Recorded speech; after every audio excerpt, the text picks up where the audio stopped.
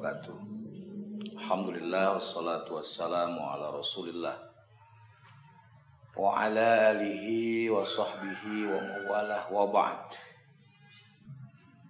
Para santri yang Bapak cintai, alhamdulillah pada pagi hari ini kita akan membahas tentang beberapa hal tentang puasa.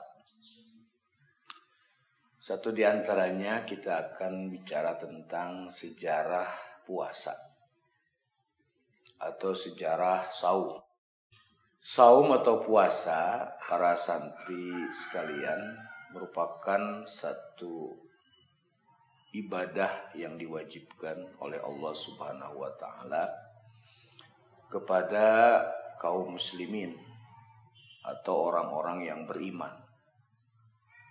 Dan ini termaktub di dalam Al-Quran surat Al-Baqarah. A'udzu billahi minasyaitonir rajim. Bismillahirrahmanirrahim. Ya ayyuhalladzina amanu kutiba alaikumus syamu kama kutiba alal ladzina min qablikum la'allakum tattaqun. Wahai orang-orang yang beriman, telah diwajibkan atas kalian berpuasa, sebagaimana juga telah diwajibkan kepada umat-umat sebelum kamu. Dalam ayat ini jelas sekali bahwa kewajiban puasa merupakan satu kewajiban yang juga pernah diwajibkan kepada umat-umat sebelum umat Nabi Muhammad. Terhadap kaum atau umat Yahudi atau terhadap umat Nasrani, juga bangsa-bangsa lain seperti bangsa Romawi dan bangsa Yunani, Mesir kuno, bahkan termasuk bangsa India juga pernah mengalami peristiwa diwajibkannya puasa kepada mereka, dan itu termaktub di dalam kitab-kitab suci mereka. Seperti halnya dalam kitab suci Yahudi yang pernah diwajibkan kepada mereka berpuasa.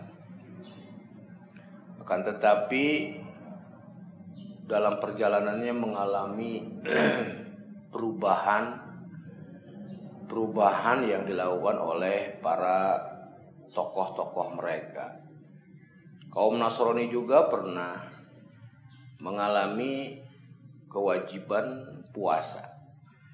Akan tetapi juga karena satu dan lain hal, diantaranya merasa terberatkan oleh kewajiban itu, kaum Nasrani mengalihkan kewajiban itu yang tadinya terjadi pada saat musim panas, dipindahkan ke antara musim dingin dan musim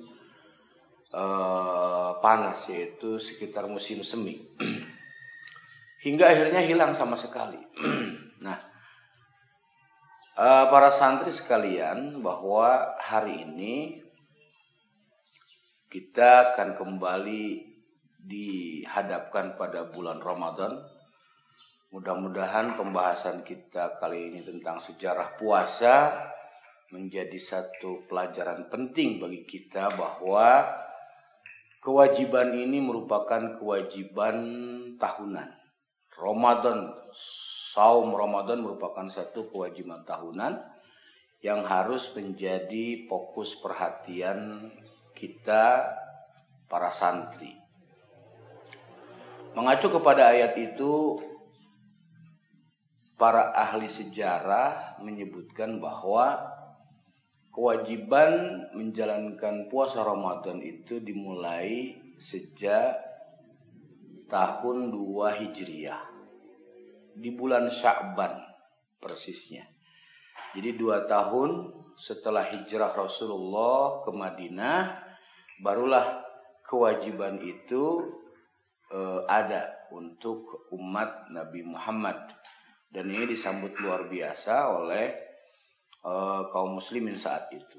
Adapun sebelum itu puasa hanya dilakukan oleh Rasul bersama para sahabat berupa puasa Asyura atau puasa pada tanggal 10 Muharram, di mana mereka meyakini, terutama ketika kedatangan Nabi di Madinah, meyakini bahwa ketika Nabi melihat orang-orang Yahudi berpuasa dan bertanya, puasa apakah yang Anda lakukan? Mereka menjawab bahwa kami berpuasa dalam rangka mensyukuri ketika Allah menyelamatkan kami dari kejaran Fir'aun pada masa Nabi Musa. Maka Rasulullah mengatakan, kami lebih berhak untuk melakukan puasa itu, maka puasalah kalian wahai para sahabat. Dan dari situlah para Nabi bersama para sahabat melaksanakan puasa Asyura.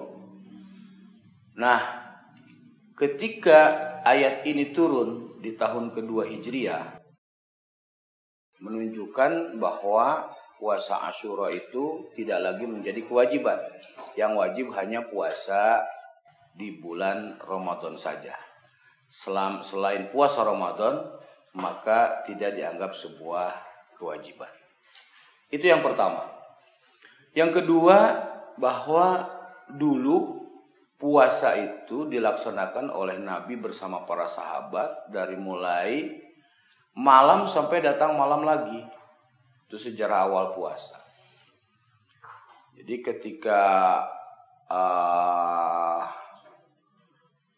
mengawali di malam hari setelah Isya, mereka sudah mulai menahan dan menjaga dari hal-hal yang bisa membatalkan puasa sampai maghrib terbenam matahari.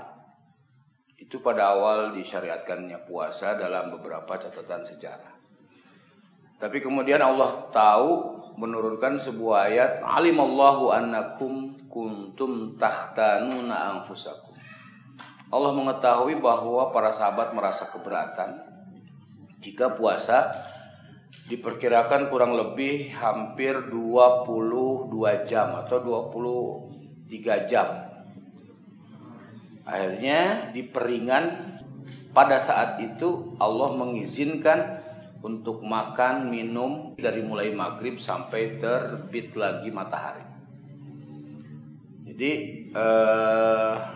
kewajiban berpuasa itu juga merupakan satu kewajiban yang Allah turunkan secara bertahap tata caranya. Gitu. Jadi supaya ini mempermudah umat Nabi Muhammad dalam pelaksanaannya. Mudah-mudahan ini ada manfaatnya. Billahi taufiq wal hidayah. Assalamualaikum warahmatullahi wabarakatuh.